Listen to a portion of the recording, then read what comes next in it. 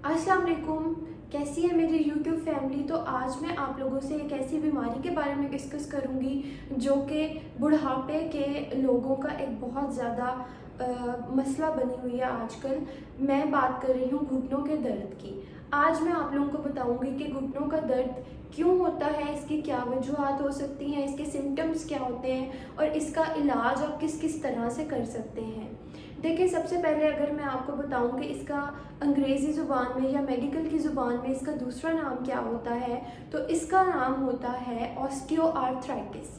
Osteo का मतलब होता है हड्डियाँ और आर्थ्रोस का मतलब होता है दो हड्डियों के दरमियान जो जोड़ होता है।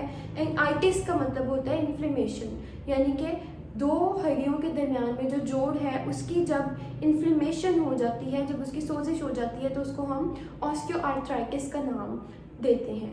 अब पहले अगर आपको बीमारी समझनी है तो पहले आपको समझना पड़ेगा कि हमारा घुटना किस तरह का होता है, उसमें क्या क्या चीज़ें होती हैं और फिर किस चीज़ की खराबी होती है जिसकी वजह से हमें इतनी शदीद दर्द होती है। देखें, इस तरह का कुछ स्ट्रक्चर होता है हमारे घुटने का, कुछ इस तरह का। ये ऊपर वाली जो हड्डी है, ये वाली जो है, ये हमारी टांग की थाई की हड्डी होती है जिसे फीमर कहा जाता है, और नीचे फिर दो हड्डियाँ होती हैं। ये हड्डियाँ थोड़ी सी स्पेस से ऐसे जुड़ी हुई होती हैं। जब इस तरह हमारे घुटने में ये स्पेस ख़त्म हो जाती है, इस स्पेस के अंदर एक्चुअली कार्टिलेज होता है जिसे हम नरम हड्डी कहते हैं, वो मौजूद होती है। बहुत सारे ऐसे लोग, मैं आपको आगे चल के बताऊंगी कि किन लोगों में ये कार्टिलेज जो है वो कम होना शुरू हो जाता है। तो जब ये कार्टिलेज कम हो जाता है तो दो हड्डियाँ आपस में रगड़ खाती हैं, जिसकी वजह से फिर आपको दर्द की शिकायत होती है।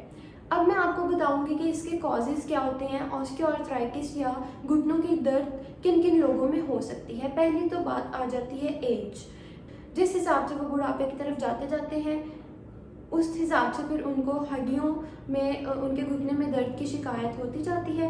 दूसरी बात आ जाती है एज के अलावा फीमेल जेंडर जो है वो ज़्यादा तौर पे इससे अफेक्ट होता है डिफरेंट रीजंस की वजह से। इसके अलावा ऐसे लोग आ जाते हैं जिन्होंने अपनी जवानी में कुछ ऐसे काम किए होते हैं, जैसे घुटनों के बल बैठ के उन लोगों ने बहुत ज़्यादा वज़न उठाया होता है या सीढ़ियाँ ज़्यादा चढ़ी होती हैं, और इसके अलावा कोई भी वेट ट्रेनिंग अगर उन लोगों ने की होती है तो उनका कार्टिलेज कम हो जाता है। दोनों हड्डियों के दरमियान में जो स्पेस होती है, जो खला होता है, वो कम हो जाते हैं, फिर हड्डियाँ रगड़ खाती हैं तो उनको दर्द की शिकायत होती है।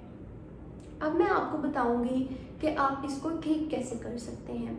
देखें, जो बिल्कुल शुरू में पेशेंट क्या कहता है, जब वो अपने घुटने को इस्तेमाल में लेकर आता है तब उसको दर्द शुरू होती है, यानी कि चलते फिरते या सीढ़ियाँ चढ़ते हुए या कोई भी ऐसा काम करते हुए जिसमें उसका घुटना इस्तेमाल होता है, उसको दर्द की शिकायत होती है। अर्ली स्टेजेस में फिर हम क्या कहते हैं, हम उसको एक्सरसाइज बताते हैं। देखिए, मैं आपको एक बात बताती चलूँ कि एक्सरसाइज से इसका बहुत सारा इलाज हो जाता है। एक्सरसाइज आपने किस तरह से करनी है, आपने अपनी टांग को, जिस घुटने में दर्द है उसको बिल्कुल सीधा करना है, स्ट्रेट रखना है, फिर उसी पोजीशन में आपने 60 डिग्री ऊपर की तरफ लेट के टांग को लेके जाना है। 10 तक गिनती करनी है और कम से कम दिन में 10 से 15 दफ़ा ये एक्सरसाइज करनी है, सुबह शाम। इसी से आप देखेंगे कि असल में इस एक्सरसाइज का मकसद क्या होता है कि आपके जो मसल्स हैं वो स्ट्रॉन्ग हों थोड़े से, ताकि वो आपके घुटने को सपोर्ट कर सकें, आपके जो पट्टे हैं वो बेहतर हो सकें। इसके अलावा दूसरी चीज़ आ जाती है मोटापा। बहुत सारे लोग, उनको घुटनों में दर्द की शिकायत सिर्फ मोटापे की वजह से होती है।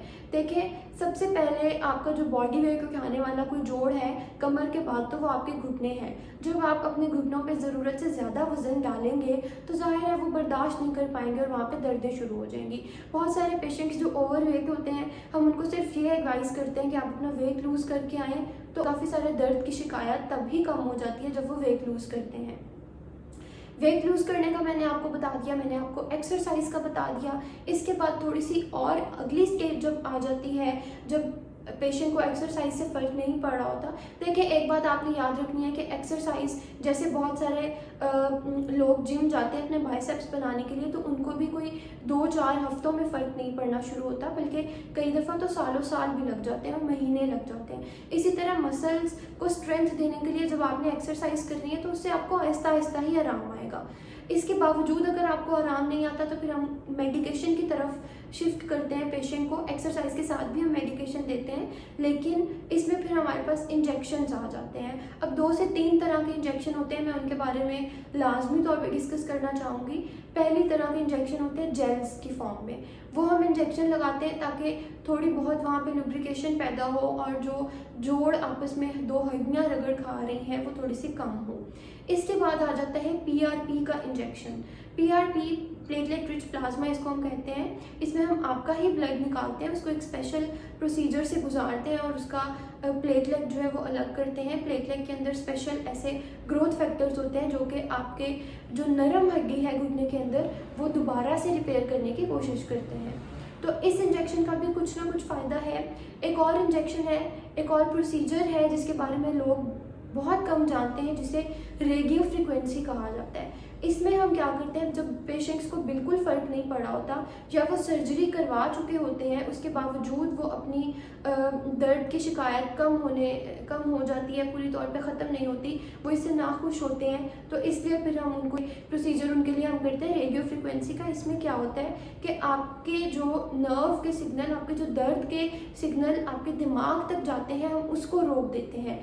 इससे बहुत ज़्यादा बेहतरी आती है पेशेंट की दर्द की शिकायत में और उनकी क्वालिटी ऑफ लाइफ बहुत इम्प्रूव हो जाती है। जो लास्ट ऑप्शन है वो हमारे पास फिर नी रिप्लेसमेंट सर्जरी का ही बचता है।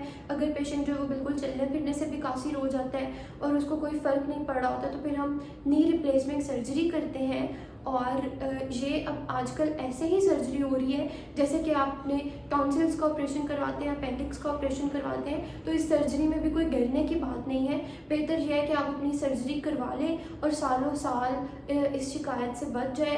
बेहतर है कि आप जो रोज़ दवाइयाँ खा रहे हैं, हर वक्त दर्द का शिकार हैं, चलने फिरने से मोहताज हो गए हैं और इससे आपकी सर्जरी से आप 2 से 3 दिन में ठीक हो जाएंगे। आप चलना फिरना हल्का हल्का शुरू कर देते हैं 2 से 3 दिन में, और कुछ हफ्तों में आप बिल्कुल अपनी नॉर्मल लाइफ की तरफ वापस आ जाते हैं। तो सर्जरी एक बहुत बेहतर ऑप्शन है उन लोगों के लिए जो कि स्वयं इस कंडीशन पे पहुंच चुके हैं। देखिए, ऑस्टियोआर्थराइटिस जो है ना, इसमें आपकी कार्टिलेज की डीजनरेशन, नरम हड्डी की कुछ ना डीजनरेशन हो जाती है।